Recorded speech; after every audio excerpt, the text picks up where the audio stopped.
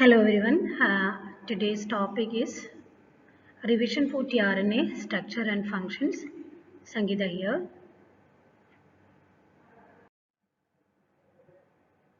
So the question is actually draw and explain the structure of tRNA, emphasize its arms and write the functions. The structure of tRNA. So you must draw the figure definitely which is given in your textbook. I will show you what figure you are supposed to draw.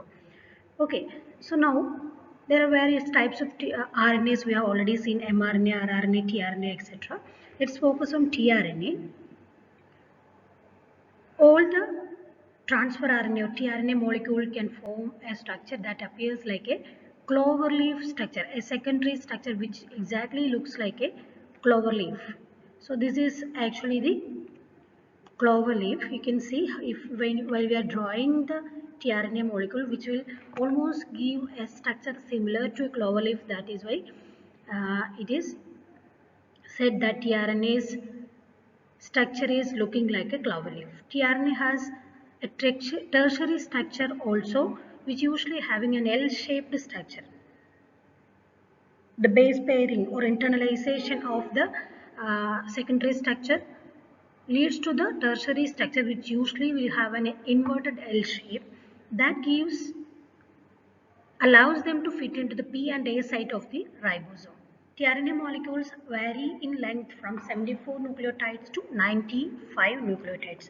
The basic function of tRNA is that it carries the amino acid in an activated form to the ribosome for the biosynthesis of protein.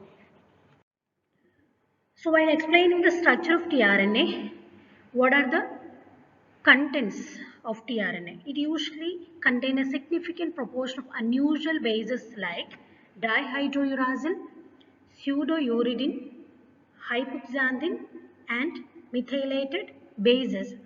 So the unusual nucleotides means usually in eukaryotic cell, nearly 20% of the nucleotides of tRNA, usually it will be modified, and these modified nucleotides are known as unusual nucleotides. So dihydrouridine, in which one of the double bond of the base is reduced, that is why the name is given as dihydrouridine. Then pseudouridine, that is here the uracil nucleotide is attached to ribose by a carbon-carbon bond rather than a nitrogen bond. In your textbook it is given in a text box. So that is also known as SIAM, PSI, SIAM. Then even it has other unusual nucleotides like ribothymidine, that is T, which methyl group is added to uracil to form thymine, and hypoxanthine also. And mainly when we are explaining the structure, it is mainly having four arms: the acceptor arm, the D arm, the anticodon arm, and the psi arm. These arms have base paired stems and unpaired loops. So let us discuss in detail about the various arms. The first is acceptor arm. Acceptor arm consists of a base paired stem that terminates in the sequence of CCA. The end will be usually CCA arm. And remember, it is a 7 base paired stem. This acceptor arm is present at the 3' end of the tRNA molecule. It carries the amino acid. And this is important for the recognition of tRNA by enzymes, and which is very important in translation. Now next is anticodon arm. This arm is opposite to that of acceptor arm. The role of anticodon arm is that which helps to recognize the triplet nucleotide codon which is present in the mRNA. So the specificity of tRNA resides in the anticodon arm, because which particular codon is transcribed into a specific protein, which will be determined by the presence of this anticodon arm, the nucleotide which is present in the anticodon arm. It has base sequences complementary to that of the mRNA codon.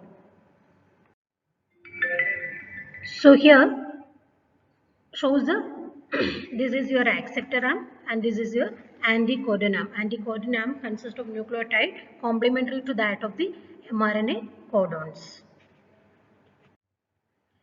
Next arm is DHU arm, which is also known as D loop because of the presence of dihydrouridine. The arm is known as D loop or DHU arm. And main role of DHU arm is it helps for the recognition site for the enzyme which adds to the amino acid.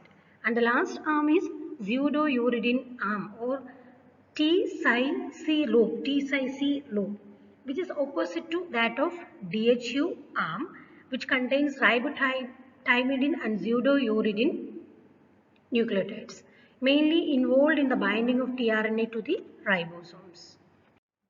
So, you are supposed to draw this figure. This is exactly which I have taken from your own textbook, Pankaj Naik.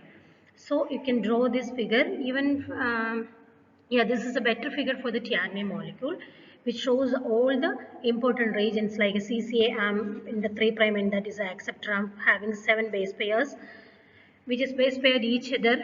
Then opposed to that of anticodon arm, the codons are complementary to that of mRNA codons. Then it has D arm, which consists of dihydrouridine arm. It has nearly 3 to 4 base pairs in its structure. Then you can see the T-psi arm, which is opposite to that of D arm. It consists of nearly 5 base pairs. So here acceptor arm 7 base pairs, then T5C and anticodon 5 base pairs, and D loop almost 4 base pairs. Okay, and even it shows the extra arm, which is also known as variable arm. Variable arm consists of short arm and short or long extra arm. So sometimes short extra arm consists of 3 to 5 base pair long, which includes the class 1 tRNA. 75% of variable loop is made up of this short extra arm. Sometimes long extra arm 13 to 21 base pair long, class 2 tRNA. And processing of tRNA, this is all about the structural and the functional explanation of tRNA molecule. And the processing of tRNA after the after the translation, tRNA is synthesized as long precursor. It is trimmed by ribonuclease P, and the CCA sequence is added at the 3' end and bases are modified. Sorry, it was my mistake. The post-transcriptional modification which involves all this processing. Thank you all. Thank you.